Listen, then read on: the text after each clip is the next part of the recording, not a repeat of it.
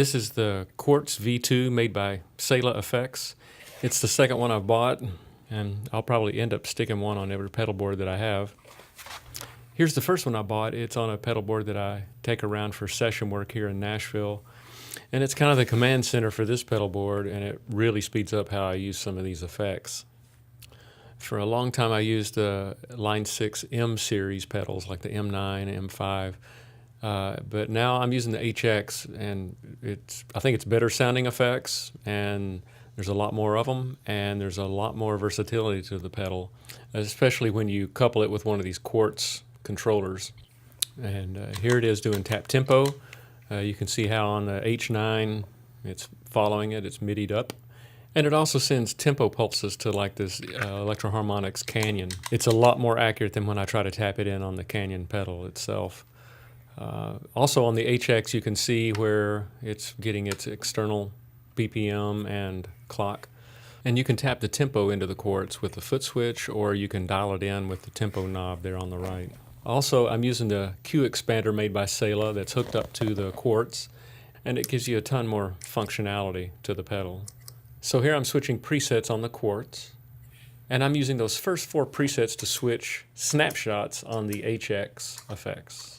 And it's great because you can switch between the snapshots and you never leave the stomp view, so you can always see what effects are on. I'm going to dim it where you can see it switch through these snapshots a little bit more. There's 3, 4. And again, I'm using the Q expander plugged into the Quartz to call up these 4 different snapshots and just kind of scroll through them. And number 1 had no effects on, so let me turn them all on. You don't have to hit store or anything, so when you come back to that snapshot, it'll be just like you left it. And it really keeps me from having to tap dance my way through sessions all day. And again, I'm doing it with the Q expander. I've got it mounted just above my volume pedal.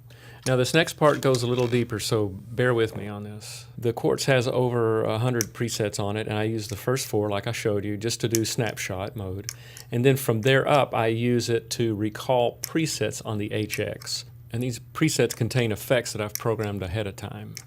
The HX has 128 presets, and I'm using 1 of them in the studio. That leaves 127 that I'm not using.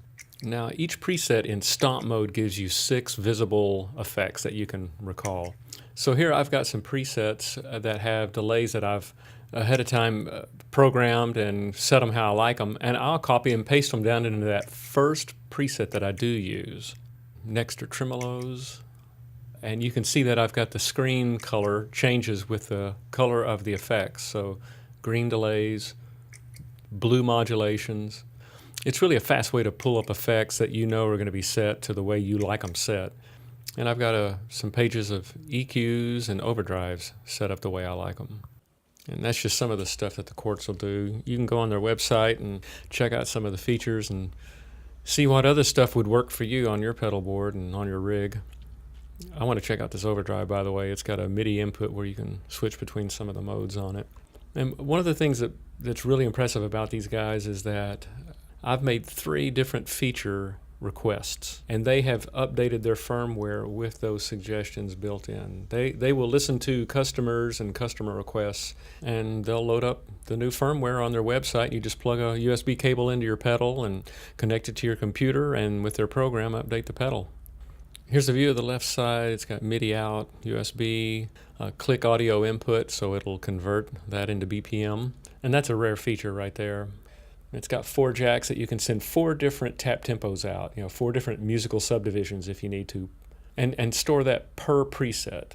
Or you can hook up several Q expanders and with their software determine what those switches do. It's so flexible, and it can be stored per preset.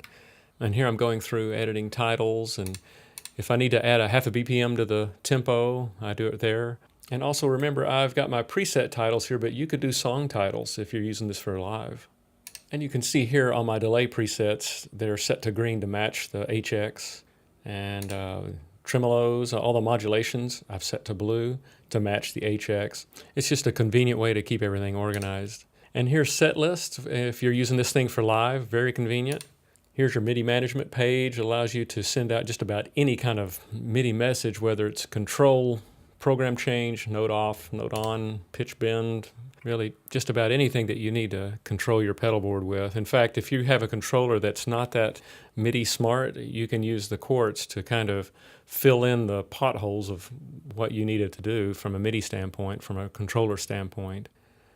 Here I'm setting up the number of pulses that I want my tap tempos to send out on. And there's an area where you can set up 4 different tap tempos, whatever subdivision you need. And again, that can be stored per preset.